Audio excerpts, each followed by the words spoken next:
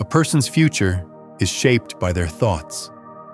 This truth shows up again and again in the lives of people who build extraordinary things. Napoleon Hill once wrote that what we hold in our mind eventually takes form in our life. But if that's true, why do so many struggle to rise? Do they ignore their own potential, or do they simply see themselves the wrong way? Today's story answers that, and you'll also pick up a few useful English words along the way. Stay until the end. It'll be worth your time. In a crowded intercity bus terminal, there was a man named Rafi who survived on spare change. Every day he sat near the ticket gates, holding out an old paper cup as travelers rushed by with bags and tired faces. One afternoon, Rafi noticed a man who looked different from the crowd. Clean haircut, crisp blazer, confident walk, laptop bag on his shoulder. Rafi thought, that guy must have money. If I ask him, he'll give more than most.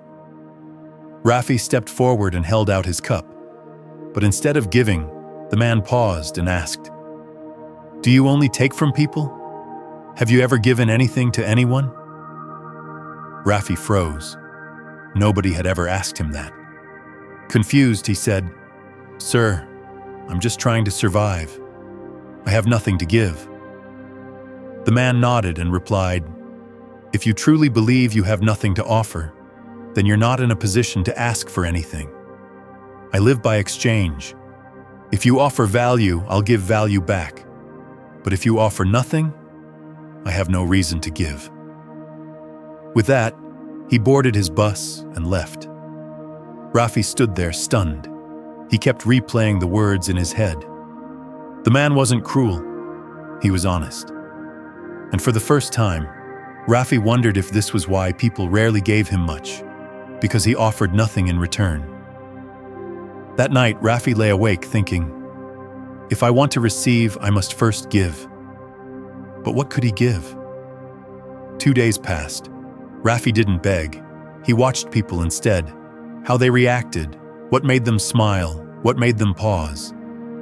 On the third day, near a small souvenir stand, he noticed cheap paper postcards, simple, clean, and colorful. An idea hit him. What if I stop taking and start trading? Using the few coins he had, he bought a small stack of postcards. Then he returned to his spot. When someone dropped a coin into his cup, he smiled and offered a postcard in return. To his surprise, people accepted them warmly. Some smiled, some thanked him. And as the days passed, something changed. More people began giving him money, more than before. Rafi noticed a pattern.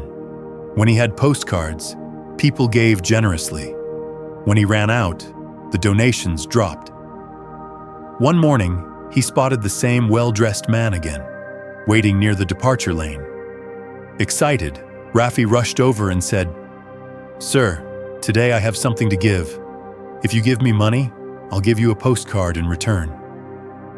The man smiled, handed him cash, and took a few postcards. "Good," he said. "You finally understand exchange. Today you're not just asking, you're offering." The bus arrived, and the man left again. But his words sparked a bigger thought in Rafi's mind.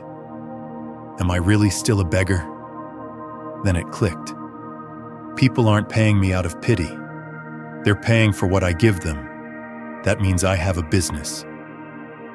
That day, Rafi made a bold choice. He left the terminal and never returned to that corner again.